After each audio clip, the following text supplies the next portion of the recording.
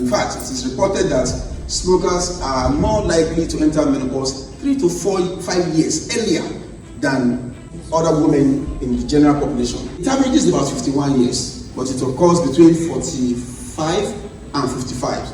It's earlier in smokers because smoke generally contains polycyclic hydrocarbons that are very toxic to the granulosa cells. When we hear the word menopause, the dominant image is often that one with decline. Decline in hormones, decline in potential ability to reproduce, decline in vitality, decline in this, decline in that. That's what we hear most of the time. Now, this particular framing or optics is very wrong, it's incomplete, because menopause generally is not a disease. It's actually not a failure of women physiology. And most certainly, it is not the end of identity, generally speaking. But what I can say is that menopause is a biological transition, the one that reorganizes the endocrine function and reshapes the risk. And in some group of women, menopause actually opens a window of stability, of authority, and of renewal.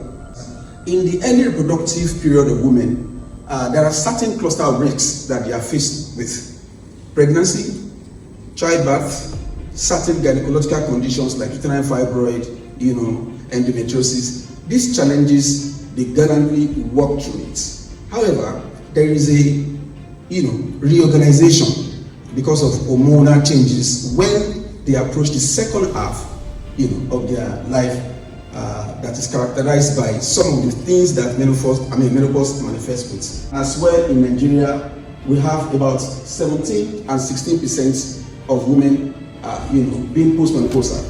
And this may be because we have a very low life expectancy rate, high maternal mortality rates, and stuff like that. And about 16 to 18 million women in Nigeria. That's a big chunk. Considering the fact that there will also be reproductive women that will enter into this loop with time. With diagnosis, when you have stopped menstruating for 12 consecutive months. If you menstruate, if you have absence of menses for like 11 months, and by the 12th month, you are able to see your menses, you are going to start all over again until you have 12 consecutive, absence of what? Menses. That's when we refer to it retrospectively as what? Menopause. Every woman is actually born with a fixed pool of eggs in her ovaries. Actually, and that started as early as around 8 to 12 weeks in utero. So within the ovaries, in utero, you have about 6 to 7 million of those primordial follicles. That is, they are in the most primitive form. Now, at that particular point, as the embryological development, progresses, a lot of growth is happening.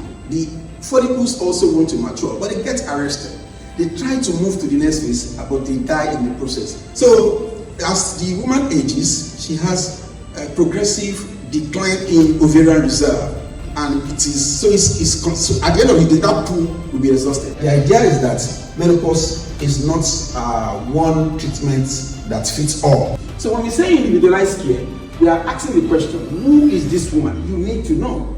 Then we also say what makes sense medically to her. That's the benefit risk assessment. And then what choice aligns with her value. If you don't, ask these questions, you are not going to stratify that patient generally.